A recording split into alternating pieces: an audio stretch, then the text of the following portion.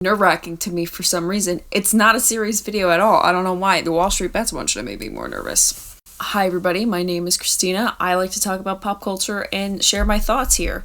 And today's video is self-indulgent. Because that's the only thing we can be anymore, right? And also, like, I feel like everyone who posts videos on YouTube is ultimately self-indulgent, you know, right? So why should I be any different? This is the start of a new series where I just talk about my favorite bands and my favorite songs from my favorite bands and just gush about them for a little bit, right? So the reason I'm starting this series of videos, right? I introduce these videos, I like to talk about pop culture, right? And I do. I like to talk about the music we listen to, the TV we watch, the movies we watch, all that fun stuff. I like to talk about things that happen on the internet, all of it, right? I'm not just talking about it in a societal context. I'm also talking about it in an art context when applicable, right? The Wall Street Bets video, there's not a whole lot of art going on there, but like the January 2021, the music that came out, like there's art there. There were artists behind that, and it's true of everything in pop culture, right? There's always artists behind every song, every movie, every TV show you watch, even if it feels overly corporate and whatever. Like there's somebody had an idea to communicate an idea through art at some point. By talking about pop culture as art, I hope to treat pop culture seriously, more seriously than people tend to treat it. Because it honestly feels like there's two ends of the spectrum. There's one side of the spectrum that's like all pop culture is dumb. I only listen to obscure Beatles songs that don't have an official studio recording from 1955 or some shit like that.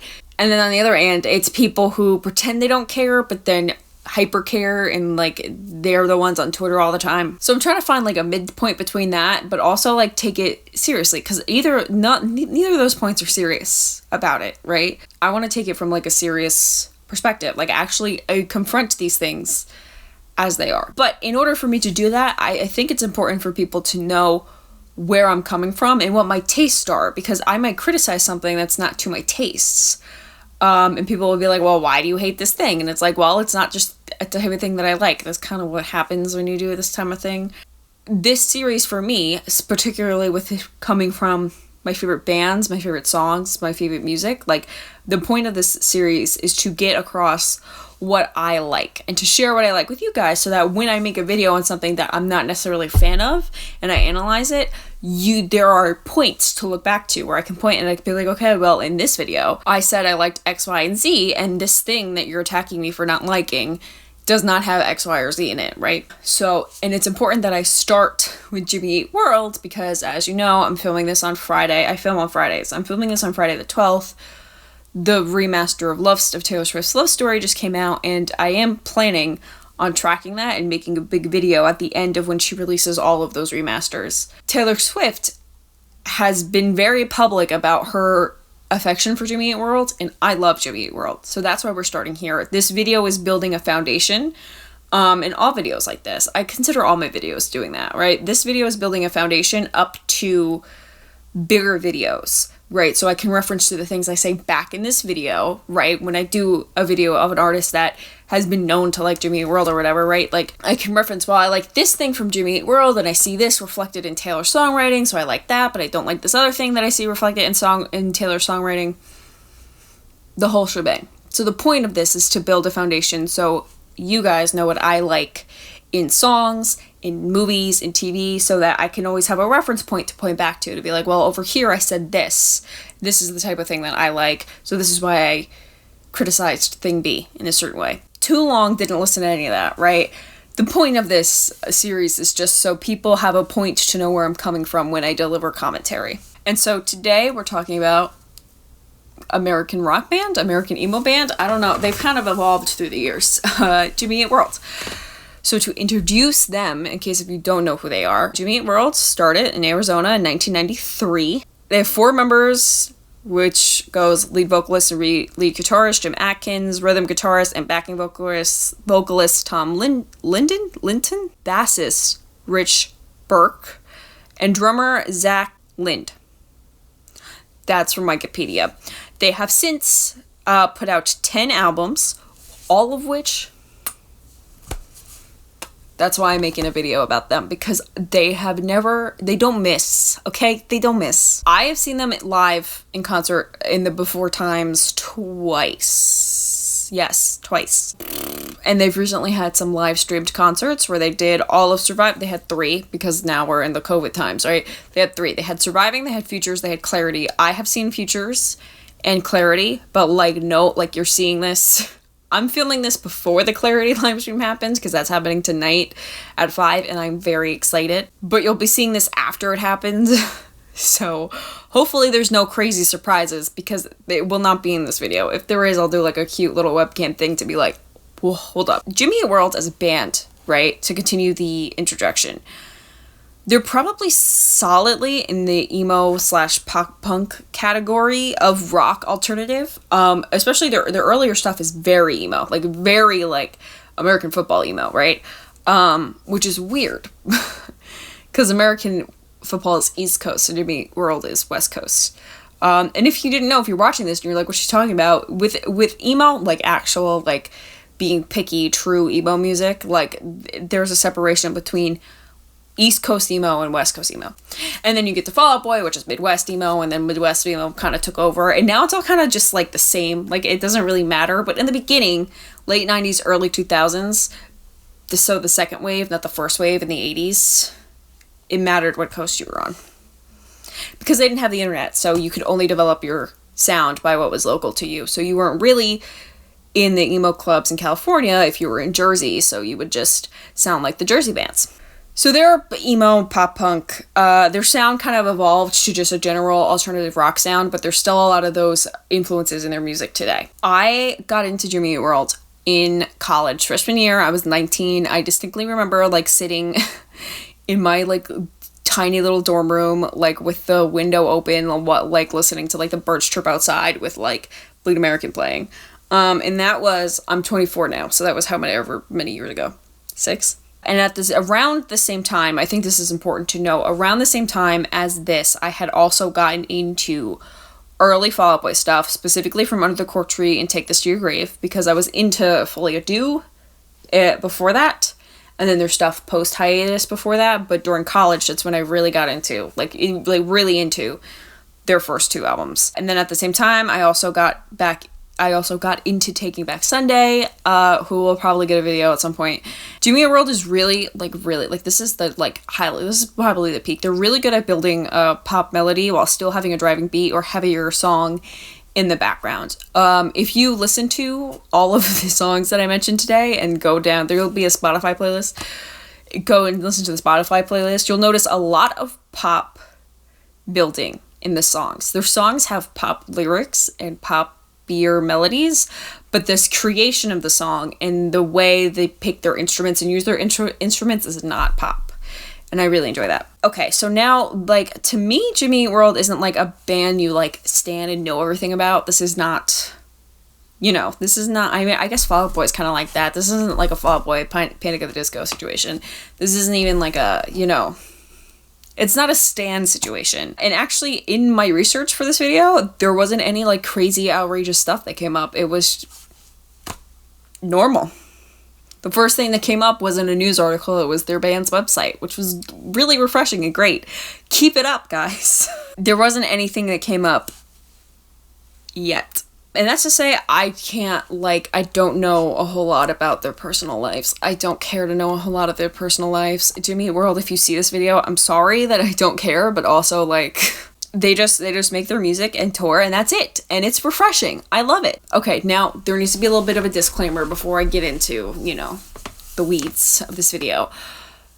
If you know anything about this scene and this side of the music industry, you know that bands like Jimmy Eat World usually break your heart.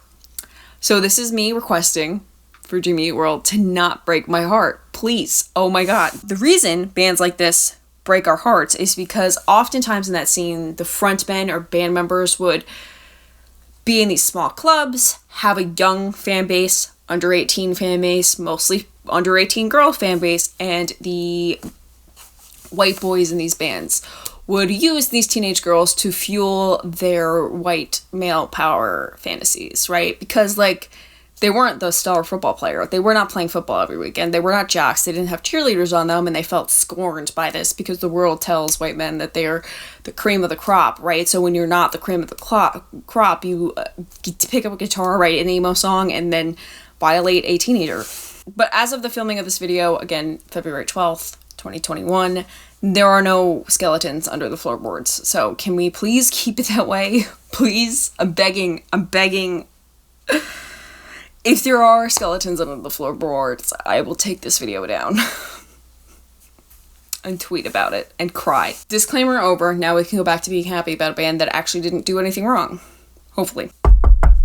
The appeal of Jimmy Eat World, for me, are, again, their melodies and their storytelling. They have, like, I can only describe this as diary songs, because it's like Jimmy Eat World, and Google tells me the lead lyricist is Jim Atkins. I'll address that in a second, but, like, it's like they opened my diary, like, right now. Like, they went into my journal, and they opened my diary, and they said, huh, and then they traveled back in time to 1998 to write these songs.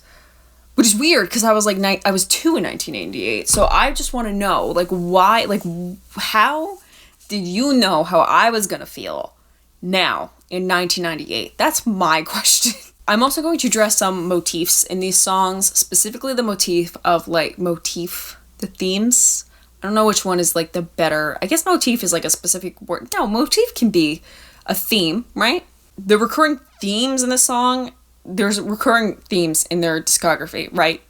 The ones I'm going to specifically talk about here is about time not healing all wounds, misconnections, and about temptation, specifically of the addiction variation. In this video, just to explain this video, it was really funny when writing this video to me, because this video, it started out as just, I'm going to talk about Jimmy Eat World, my favorite songs for Jimmy Eat World. And then I realized that all of my favorite Jimmy Eat World songs were about the same thing.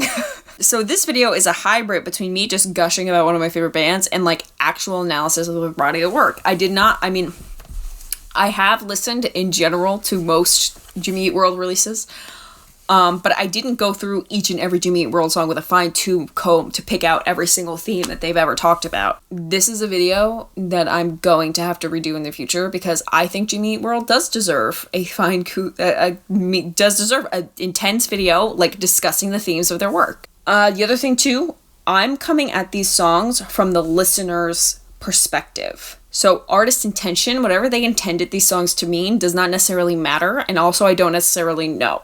So there might be some things I say that are completely and totally wrong, and that's okay, because it's from what I get from it, how I interpret these songs versus how they intended it to be interpreted. Because sometimes that will get lost in translation. Like, somebody will write a song and they'll mean it a certain way, and they'll mean for it to come across a certain way, and it doesn't, and it comes across a different way. But in the future, if I do go back and do a full discography analysis, I will probably look into artist intentions and what they intended to write and what they intended to say with their songs, and see if it actually does come across properly. Now onto the actual music. So I'm going to give you 15 of my favorite Jimmy Eat World songs, talk about my favorite lyrics, and I will put a Spotify playlist in the description of all of my favorite Jimmy Eat World songs. So the 15 that I talk about here will be on this list, and then also some others that I cut out here just for time's sake and script writing's sake, but that you should also probably listen to. Okay. These are in chronological order of release, so it's not like the first one is my most favorite and the last one is my least favorite. It's, like, in order for how they released. Okay, first song off of Clarity, 1999, is called Your New Aesthetic. First of all, go listen to the entirety of their album, Clarity. You have no excuse, and I don't know what else to tell you other than this album is mandatory listening. Top to bottom, just start at the top, go to the bottom. There are so many songs from this album that I could speak about, and I picked 2.5 of them. Please note, I'm talking about the version of the song that's on Clarity, not the demo version. So there's a demo version that's a little different. This is the song that's actually specifically on the album, Clarity. So if you look up Your New Aesthetic and you see it comes from Clarity, that's the one. I don't know if the demo is actually on Spotify. If you YouTube it, you might get the demo. It depends on where you look. So this song is about the radio, I think. It's pretty, I mean, this one's not. It's pretty clear that it's about the radio. It's about getting big on the radio, and it's about, like, how radio is controlled and manufactured, and it's angry. They're angry in this video. And they're angry about radio in this song, and you know what? Everything they say in this song still applies 20 years later. Which is ridiculous. You'd think it changed by now, especially now that we have Spotify and Apple Music and TikTok to, like, control, like, what we actually listen to. But no. Highlights of the lyrics. The formula's too thin to imitate and watered down. Sing now while you can. It's all just angry at the radio. And sometimes, okay, ready, this is a me thing. Sometimes when I hear songs, I think about how I'd like to redo them or how we could update them. And this song, I think I would like to bring in, like, a string orchestra and, like, instead of starting with guitars, start with, like, some cellos and violins and let that build to the 1 minute 30-second-ish mark. The post-chorus of the song, right, is very disruptive, and it's, like, this combination of drums and guitars, and again, it's very angry. However, the version in my head, right, we wouldn't bring in that drum and guitar motif, and we would add some, like, funky strings over it, right? I wouldn't bring that motif in until that second post-chorus. The first post-chorus would just be the drums to try to kick off the rockier feel of the song. So, like, literally, like, from the beginning to the first chorus, it would just be strings, and then the drums would kick in, and then after that we could add, like, guitars in slowly, like, shh, and then rise it up to that second post-chorus, have it go hard, and then have the chaos kind of settle in the bridge part of the song, and then play it out, and then at the end of the outro, bring the strings back and have it just be the strings. Or not even, maybe it should be just guitar. Like, this is what I think about for fun. Right? For fun, I sit down and I go, how would I remake this song? I won't say I have no interest in becoming a producer. Like, call me. But, like, it's not something that I'm necessarily focused on at the moment. It's just an idea, just what I think about. Okay, special mention here for Believe in What You Want, right? I'm not going to do a full analysis of Believe in What You Want, also on Clarity, but very simply, I think you could make a great mashup with a Fall Out Boy song, The Shipped Gold Standard, and I love the chorus. Don't ask me why I think that. Just every time I listen to either of those songs, I'm always inserting the chorus of one into the other, and it's fun. Again, this is what I think about for fun. Okay, next song. So we had Your New Aesthetic, we had Believe in What You Want. Now we have For Me, This Is Heaven, also off Clarity. This is the crown jewel of the whole album. This is the peak. This is the best song on the album. Everyone will tell you that. No one can fight me. I don't want to say it's the best song of their entire discography, because they've definitely grown songwriting wise, but this song is just, like, this song is going to be the song I dance to at my wedding. Just straight up. I love it that much. I'm like nowhere close to getting married, but this is non-negotiable. Like, this is the song. Like, this is it. Like, there's no one else has a choice. Just me. It's this song. When the time we have now lyrics, when the time we have now ends, when the big hand goes around again, can you still feel those butterflies? Can you still have the last good night? And I, like, and then every time anyone mentions Clarity, or, like, they talk about Clarity, like, that's, can you still feel the butterflies is the lyric they bring up. Like, they tweeted this morning, can you still feel the butterflies, because they're doing the Clarity thing tonight, they tweeted the lyric, and I was like, actually, yes, I can, because this song will never, like, it will always make me feel magical. That's it. I love this song so much. It's magic. It's magic. And I imagine when I listen to it, I imagine, like, walking through a park with snow. It's Christmas time and there's lights, and, like, dancing with somebody in. It's nighttime. There's snow on the ground. It's like Christmas. We're in a park. There's maybe, like, ice skating going on, and I imagine just, like, dancing in the middle of, like, this, like, wooded, like slow dancing with somebody that you love. That's what I imagine. And also, I should have rewrite the script after I finished reading it, because now I have to insert some of these motifs in. The time motif is here, right? This is the first mention, and there are others on Clarity of time, but this is the first mention of time running out. You know, usually in the rest of these songs, we're going to talk about time not healing all wounds. We're going to talk about not having enough time.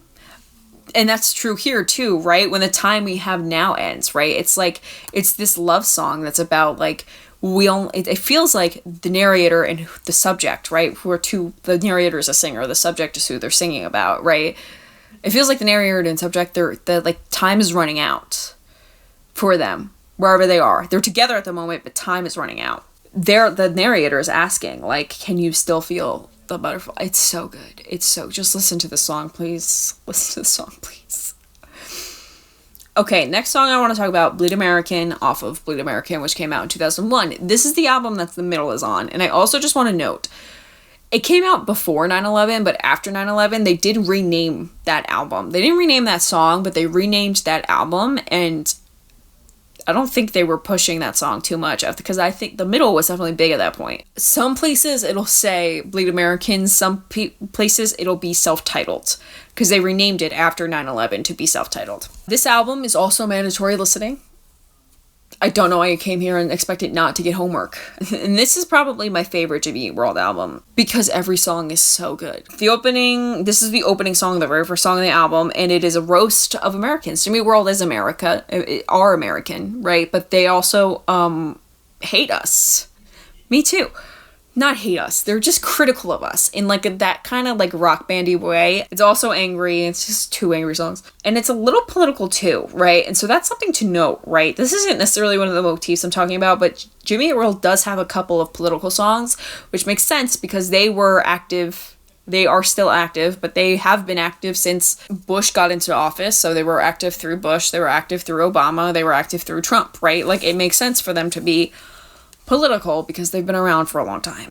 I'll put their other political songs. This is the only political Jimmy Eat World song I'm talking about, but I'll put their other ones in the playlist so you can kind of hear what they do. I'm trying to think. I do know they have done one for Trump, but they did definitely way more political songs during the Bush years than they did during the Obama years and during the Trump years. And this song, Bleed American, was pre-American Idiot.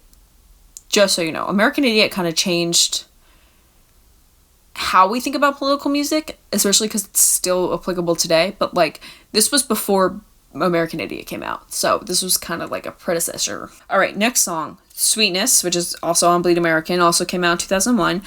So this song for me, right, this is one of their addiction songs, or like resisting the temptation of something. And for me, music has the ability to bring up past feelings and memories in me in a really intense way, and like it's happening again currently right now. You know, it's useful in some ways and harmful in other ways. There's definitely ways to use that to make myself upset, and then there's ways to use that to help heal past transgressions against me. We'll leave it at that. One of the healthier ways I deal with this is to use songs that bring up these past feelings as a way to like send support and love to the younger version of myself. So this is one of those songs for me, right? Whenever I hear this song, I send support to the 19-year-old me to help support her making the best choice that she could have. And I did. I am proud of myself, especially because we're going to go talk about regret a little bit later. I don't regret the decisions I've made ever. We'll talk about it. We'll get into it. While this is a hyper song, it's not their most complicated work lyrically. It's important to me, and the lyric, the sweetness will not be concerned with me, is an old mantra of mine that I would say every day. So thanks for that. I'm okay. Well, I'm not in that situation anymore. Am I okay now? I can't leave my house, so is anybody okay anymore? All right, next song. If you don't. Also Bleed American, also from 2001. This is my favorite song off of this album. 100%. This is my favorite song off this album because of the storytelling aspect of it. So like there's this like missed connection between these two people who could have been lovers. They could have been more, but they are not more. At least that's the impression I get from the song, is that they are not more. And this is the start of the motif type of thing. This is the start of the bad communication, misconnection motif as far as this video goes. It starts how they are like separate from each other because the narrator is traveling. The narrator needs to know how the subject feels, but is willing to accept that they don't know. And then that's a lyric. If you don't, then honey, then you don't, right? Like if you don't know, or you don't love the narrator. Like, they start and they're apart from each other, and then towards the end of the song, they're together. The narrator, would you mean this, says, would you mean this, please, if it happens? Like, it's something like they're having the conversation now, or they're talking around the conversation now. There's this wine water lyric, things left there's references to things left unsaid throughout the whole song. There is a progression from being separate to meeting again and admitting, and the narrator admits that he never loved them back, that the narrator used the subject of the song. And to me, one of the best things is that this is a love song, but it's like bittersweet. It's a love song for somebody that you never truly had. And it could also just be about, like, it's not really gendered. It could be just about, like, friends that you never that you didn't treat right and that you used, friends that you missed. And this is, in my opinion, one of their best songs. I love this song. I listen to it all the time. Okay, another special mention of an extra track from this album, No Sensitivity. Listen. Look me into my eyes. If a pop girl covered this right now, I'm talking 2021, right now, and I'm thinking specifically either Miley Cyrus or Taylor Swift, right? Miley Cyrus because she's doing the rock thing, Taylor Swift because she's a fan of Jimmy Eat World and could probably pull it off really well. She'd have to get a little gruff with her voice, but it's okay. If a pop girl covered this song now, it would be Song of the Summer 2021. It would go number one. It would be number one for 20 weeks. There's no question in my mind about it. Okay, next song I want to mention and go into detail, Softer. Okay, so Softer, I can't call it a bonus track because it's on the re-release of Bleed American for an anniversary, and it's a live edit of the song, and it's like a recording of a performance, right? There is a studio version recording of this song from very early on, but the live edit is better.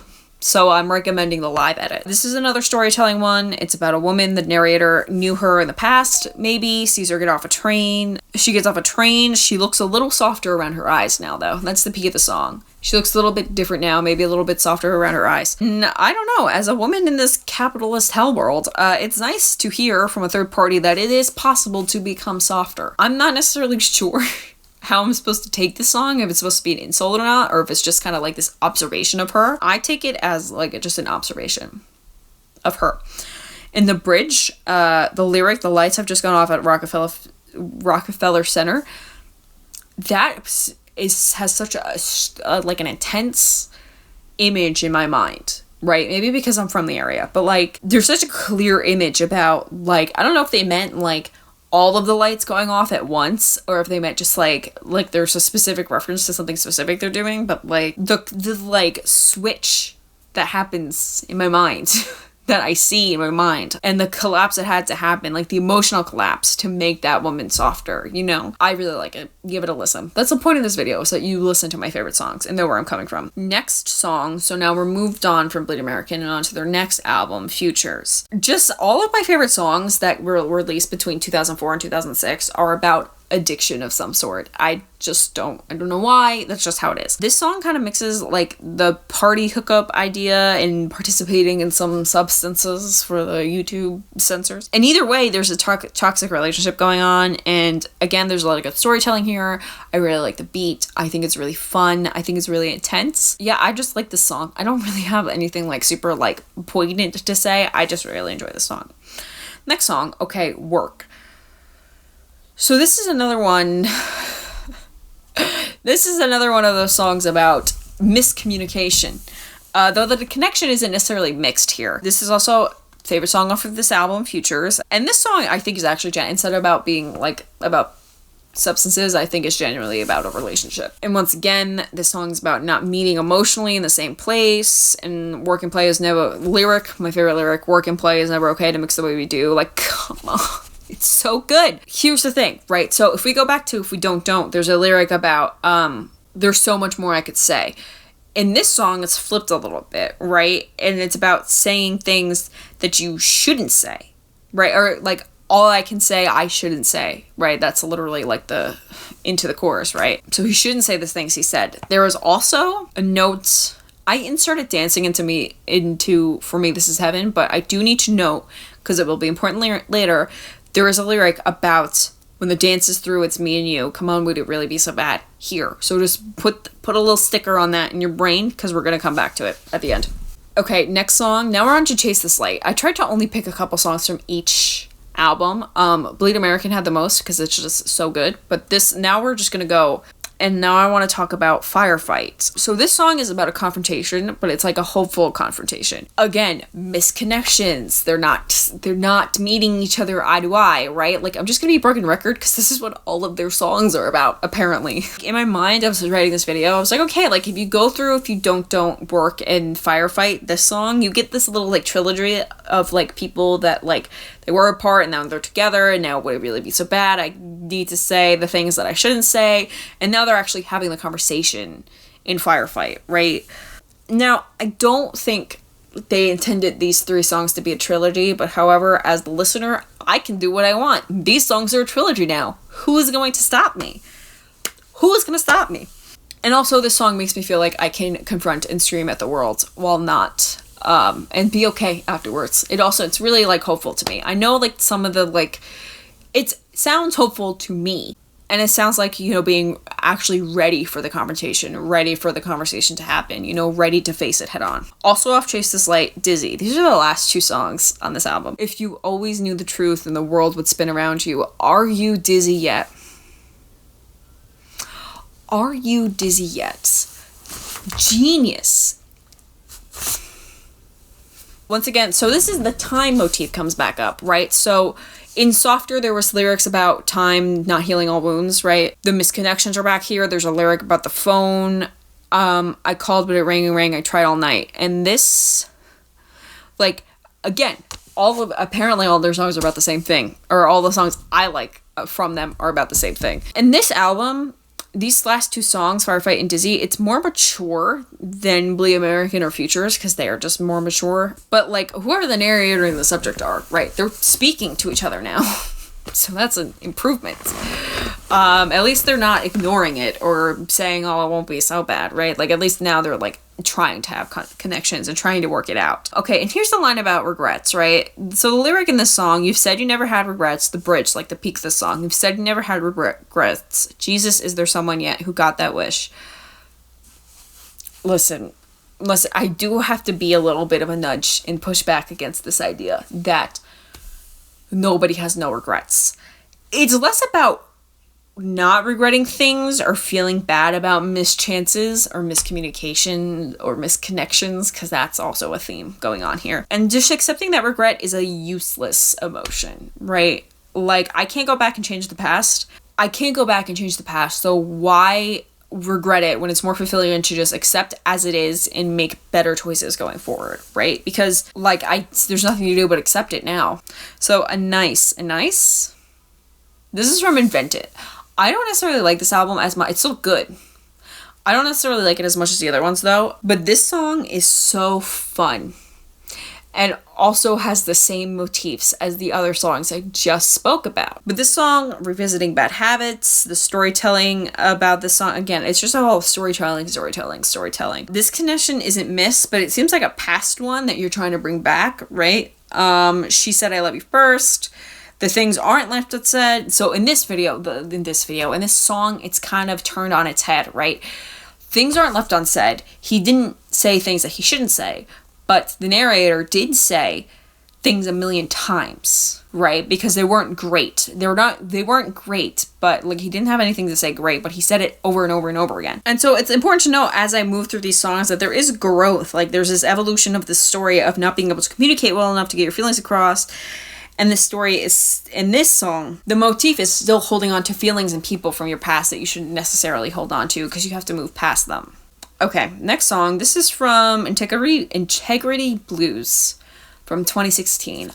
The fun part of this exercise is realizing all of my favorite Jimmy World songs are about the same thing, which I've said many times, but, because this one is also about failed communication. And at this point, I am asking the band, are they okay? And if I am also okay, because why are all my favorite Jimmy World songs about the same thing? I love the second verse about imagining talks that last all night and thinking about us dancing. And this is why, remember work. The DJ and this dancing and still being with somebody with the dances through, right? Like, dancing... I'm trying to think off the top of my head because I did not write about the dancing motif in my script. but it is a little there. It's not as strong as the Temptation or the Misconnection one, but dancing is definitely a thing that I think shows up a couple times in Jimmy Eat World's discography. We have now been from 1999 to 2016. And we still cannot communicate. Like, are we, like, seriously, like, do we need to talk about this? Like, what's going on? What's happening? I'm worried. Okay, and now the last song that I'm going to talk about that I really enjoyed, Paul Rouget. So I wish I could find a Jimmy Eat World song, and I tried. I could find a Jimmy Eat World song that had, like, a happy conclusion to this motif thing of misconnections and not properly communicating with somebody, but life is not like that at all. It's not nearly that clean and tied up. Maybe this is just a thing that they have now that they're just continuously, the narrator continuously deals with. That's fine. We all have things that we have to constantly work on because it just doesn't come easy to us.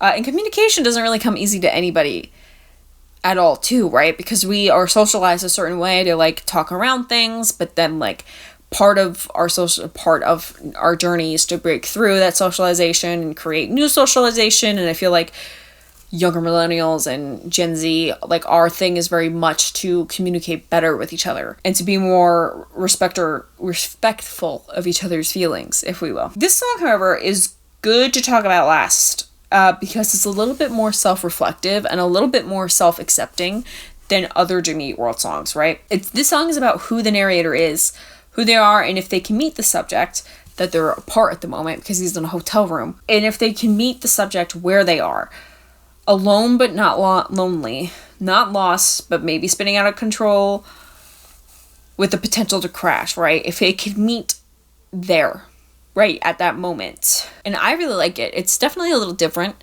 from other Jimmy. I don't even want to say that because Jimmy World does have some different experimental stuff, but, like, as far as the songs that I've mentioned before, this one is probably the most different out of the ones that'll be on the playlist. So that was the last song I want to talk about here. Again, this was funny to write because I did not realize all of my Jimmy Eat World songs are about the same thing. And also, once I am better at the writing and the editing, I'm definitely going to revisit this because I did not realize that there was so much the same going on here. And so now I'm really interested to go through all of their lyrics and songs and stuff and pick out, like, what do they talk about so much and so often besides not being able to, like, I'm serious though, like, guys, like, are you good? Are you okay? And there are definitely motifs that I've missed. These are definitely not this isn't even a comprehensive list of all my favorite Jimmy Eat World songs, right? That's how many good songs they have. So there will be a playlist in the description. That won't be in chronological order. I will order it in a way that I like the best. Thank you for watching. I will see you next week. My socials are in the description. I'm not going to link my Instagram this time because I'm, like, 3 seconds away from just deleting the whole thing because it's useless to me. I have started posting on TikTok. Like, I'm still sporadic, but, like, you know, like, I am getting used to it. Thank you for watching. I will see you next week again for a review of this guy. I definitely, because I'm going to film that on Friday when it comes out, so I definitely won't have my physical time. Unless my physical comes early. But we'll see. Alright. Goodbye. I love you. See you next week.